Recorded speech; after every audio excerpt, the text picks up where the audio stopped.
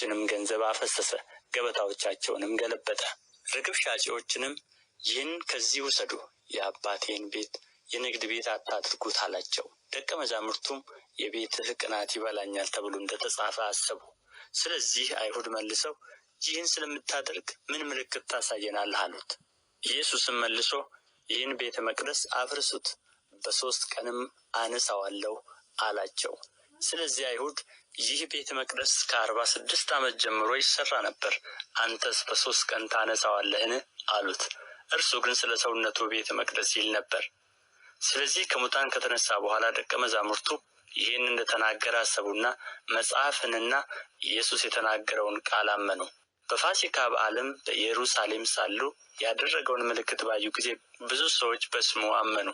ነገር ግን ኢየሱስ ሰዎችን ሁሉ ያውቅ ነበር፣ ስለ ሰውም ማንም ሊመሰክር አያስፈልገውም ነበርና አይተማመናቸውም ነበር፣ ራሱ በሰው ያለውን ያውቅ ነበርና። የዮሐንስ ወንጌል ምዕራፍ 3 ከፈሪሳውያንም ወገን የአይሁድ አለቃ የሆነ ኒቆዲሞስ የሚባል አንድ ሰው ነበረ። እርሱም በሌሊት ወደ ኢየሱስ መጥቶ መምህር ሆይ፣ እግዚአብሔር ከእርሱ ጋር ከሆነ በቀር አንተ የምታደርጋቸውን እነዚህን ምልክቶች ሊያደርግ የሚችል የለምና መምህር ሆነ ከእግዚአብሔር ዘንድ እንደመጣህ እናውቃለን አለው። ኢየሱስም መልሶ እውነት እውነት እልሃለሁ፣ ሰው ዳግመኛ ካልተወለደ በቀር የእግዚአብሔርን መንግሥት ሊያይ አይችልም አለው። ኒቆዲሞስም ሰው ከሸመገለ በኋላ እንዴት ሊወለድ ይችላል? ሁለተኛ ወደ እናቱ ማኅፀን ገብቶ ይወለድ ዘንድ ይችላልን? አለው። ኢየሱስም መለሰ እንዲህ ሲል እውነት እውነት እልሃለሁ፣ ሰው ከውሃና ከመንፈስ ካልተወለደ በቀር ወደ እግዚአብሔር መንግሥት ሊገባ አይችልም። ከሥጋ የተወለደ ሥጋ ነው፣ ከመንፈስም የተወለደ መንፈስ ነው። ዳግመኛ ልትወለዱ ያስፈልጋችኋል ስላልሁ አታድንቅ። ነፋስ ወደሚወደው ይነፍሳል፣ ድምፁንም ትሰማለህ፣ ነገር ግን ከወዴት እንደመጣ ወዴትም እንዲሄድ አታውቅም። ከመንፈስ የተወለደ ሁሉ እንዲሁ ነው። ኒቆዲሞስ መልሶ ይህ እንዴት ሊሆን ይችላል አለው። ኢየሱስም መልሶ እንዲህ አለው፣ አንተ የእስራኤል መምህር ስትሆን ይህን አታውቅምን?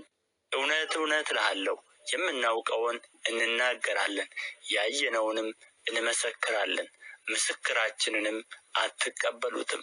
ስለ ምድራዊ ነገር በነገርኋችሁ ጊዜ ካላመናችሁ ስለ ሰማያዊ ነገር ብነግራችሁ እንዴት ታምናላችሁ?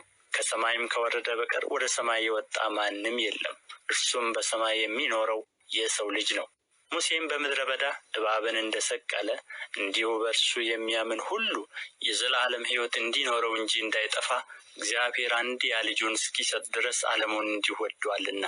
ዓለም በልጁ እንዲድን ነው እንጂ በዓለም እንዲፈርድ እግዚአብሔር ወደ ዓለም አላከውምና። በእርሱ በሚያምን አይፈረድበትም። በማያምን ግን በአንዱ በእግዚአብሔር ልጅ ስም ስላላመነ አሁን ተፈርዶበታል። ብርሃንም ወደ ዓለም ስለመጣ ሰዎችም ሥራቸው ክፉ ነበርና ከብርሃን ይልቅ ጨለማን ስለወደዱ ፍርዱ ይህ ነው። ክፉ የሚያደርግ ሁሉ ብርሃንን ይጠላልና ሥራውም እንዳይገለጥ ወደ ብርሃን አይመጣም።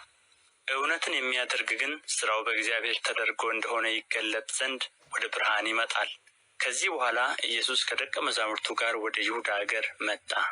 በዚያም ከእነርሱ ጋር ተቀምጦ ያጠምቅ ነበር። ዮሐንስም ደግሞ በሳሌም አቅራቢያ በሄኖን በዚያ ብዙ ውሃ ነበርና ያጠምቅ ነበር።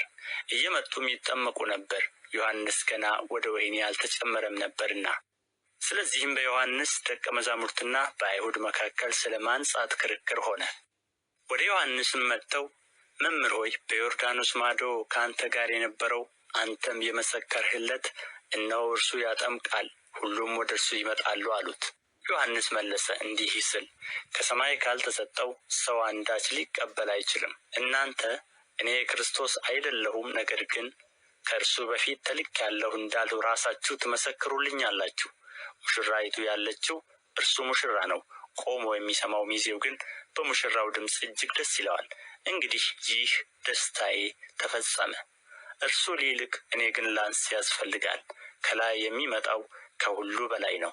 ከምድር የሚሆነው የምድር ነው፣ የምድሩንም ይናገራል። ከሰማይ የሚመጣው ከሁሉ በላይ ነው።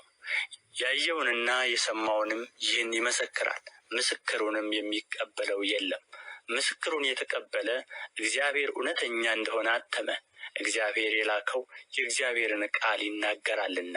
እግዚአብሔር መንፈሱን ሰፍሮ አይሰጥምና። አባት ልጁን ይወዳል፣ ሁሉንም በእጁ ሰጥቶታል። በልጁ የሚያምን የዘላለም ሕይወት አለው።